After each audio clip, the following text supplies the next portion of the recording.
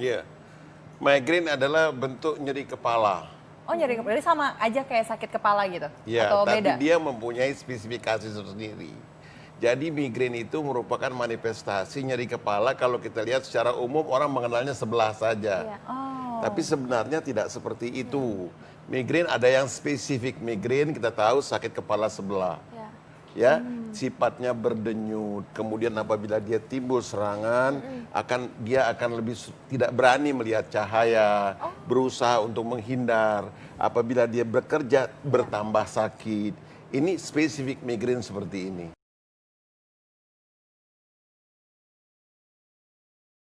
Untuk jenisnya ada terbagi dua. Yang pertama, migrain dengan aura, yaitu tanda-tanda yang mengawali sakit kepala migrain. Tanda-tanda yang umumnya berupa masalah penglihatan, seperti kilatan cahaya pada mata, kekakuan pada leher, dan kesemutan pada anggota tubuh.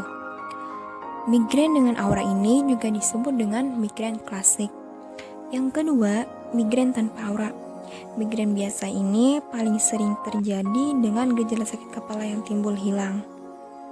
Fakta atau mitos? Hanya wanita yang mengalami migrain. Mitos, sebenarnya yang menderita migrain itu pria dan wanita, tetapi lebih banyak wanita daripada pria. Kenapa demikian? Karena migrain itu adalah penyakit yang diturunkan walaupun sebagian kecil ada yang didapat diturunkannya. Jadi, terikat pada kromosom X, sehingga kalau seorang laki-laki itu menderita migrain, dia hanya menurunkan kepada anak perempuan saja.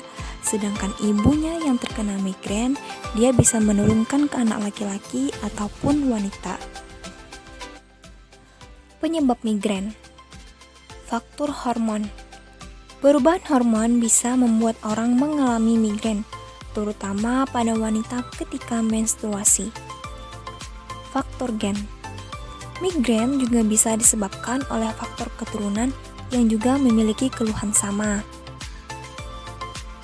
Perubahan cuaca. Perubahan cuaca bisa membuat kondisi seseorang tidak stabil, sehingga umumnya daya tahan kekebalan tubuh seseorang menjadi menurun. Kelelahan juga bisa menjadi kondisi terbesar seseorang untuk terkena migrain. Makanan yang mengandung MSG dan nitrat. Kandungan yang terdapat pada makanan dan minuman dapat menjadi pemicu terkena migrain. Minuman beralkohol seperti bir, wine, atau kandungan kafein yang terdapat kopi baiknya dihindari. Atau makanan yang banyak mengandung pengawet juga jadi pemicu migrain.